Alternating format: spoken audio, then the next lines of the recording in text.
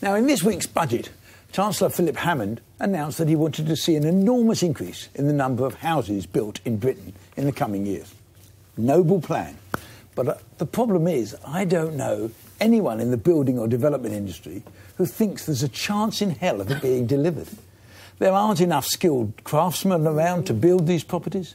Local council planning departments are struggling to cope with the existing planning applications, let alone any more. And finally, the idea that there are plenty of existing planning consents just waiting to be built is unreal. Most of them haven't been built because the conditions placed upon them by the planners make them financially not viable. The problem with politicians is that when they announce things like a plan for an additional 80,000 homes a year, they think just by saying it, they've done it. Whereas anyone who's been in business knows making an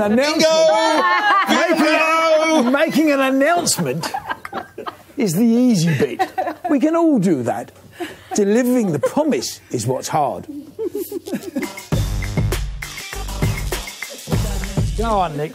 Do you know, you're absolutely right. And we're speaking on the day after the budget, and on my radio show I had the Chancellor on, and the call I took prior to that was from someone, and I wasn't aware of this, and I don't know whether you are, Greg, but this man was running a lot of carpenters in the Midlands. Oh, about 200, you heard that, about 200 blokes. And he said, I just can't get skilled craftsmen to do it. So I said, well, what about, you know, the Poles and the Romanians? He said, they're all going home. Yeah. They're all going home, and we have not trained our next generation. Yeah. So you're absolutely right. And I think there's another problem that we need to highlight. Because if you remember, the figure that really resonated with me yesterday, as in yesterday Budget Day, was the 270,000 pieces of planning permission ready to go to build these houses. Why? This is what's called land banking, and Sir Oliver Letwin is tasked to do another review, very much, as you say, Greg, if in doubt, call a review and then deliver in the spring. And in many instances, although the initial permission is granted, subsequently the local authorities can come in and there might be a change of use or they may want this. And you talk to builders and developers and they say, look, they say they've allowed it, but actually there's much, much more to do. So you're absolutely right. Politicians just... I do think we need to say all administrations are guilty here. It's not just this mob or the mob before them. It goes all the way back. No, they genuinely think, politicians genuinely think making the announcement means it's done. And it's never done. I mean, the other thing is, the planning departments of so many local authorities have been decimated by cuts. So I've got 3 or 4 different planning things in different places, and I tell you, it's very, very difficult. But it's very difficult. It's very difficult to get them through, get them going, because actually, I've had them. I said we're too busy. Sorry, Jim. Doesn't that need to be addressed? Yes, you need to have more effective planning. Absolutely. You also, there's a lot of strange things, but the thing that stops an awful lot of development is bats. I should tell you that bats. Yes, there has to be. You have to demonstrate that if you're going to build this or do that, you're not disrupting the bats in the air. It's very expensive to do. But there's all these things. If you're suddenly going to say we're going to build loads more houses, you have to do much more radical things than they're prepared to do. I think this. Speaking of property, did I tell you I grew up on the council? Yeah. I know. But anyway, what I was going to say is another. I'm not going on about Brexit, but I will do. Another thing that, in terms of Brexit being a disaster, is the skill shortage, because there is a crisis in terms of... before that Brexit, though. Yes, it was happening before Brexit. Yeah. I'm not saying it's not a factor, but don't blame Brexit for this. No, but my point is, what are we going to do when those Eastern European tradesmen leave? Because we've got to train our own kids. No, but the problem we've got is we've got double the amount of British tradesmen retiring in terms of those that are coming into the industry. So we're going to have to figure out how we get our young boys actually doing these vocations. And girls. And girls. Apologies, yeah. This great big exodus. There was an investigation last week, and Office of National Statistics have brought out figures saying that no one's leaving this country. This year there's Carol.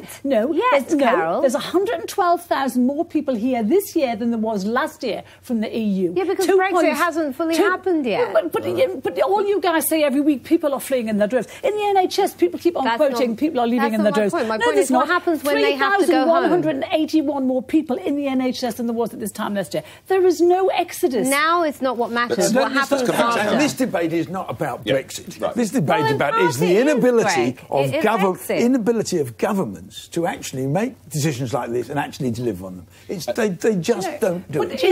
We all laugh at Greg for his being someone who's in business. No, we don't laugh. No, but we're looking up to it. It's really interesting to hear your perspective, Greg. And this is the debate I wish we had. Even the point about bats, which I didn't know. Oh, bats I think we are quite confused about what we want in this country. We have needed, it's been said by housing campaigners for the last 5 years, we need 250,000 homes a year minimum to keep up with existing demand. We've got a huge backlog because we haven't been building that. We need to build homes if we're serious about people having decent accommodation to live in. But at the same time, you know, we're very ambivalent about building on countryside, about the green belt, about protecting wildlife. These are things that people care about as well. And I think the problem with the budget, like you said, is that politicians just come and say this. Yeah, I agree with that. There's no sense of the work or the compromises that would need to be done for it to be pulled off. And we, the people watching, just don't have a clue. I agree with that. Everyone agrees with me. Yes, we all agree. I can't believe it. It's only the urban part of Britain, right?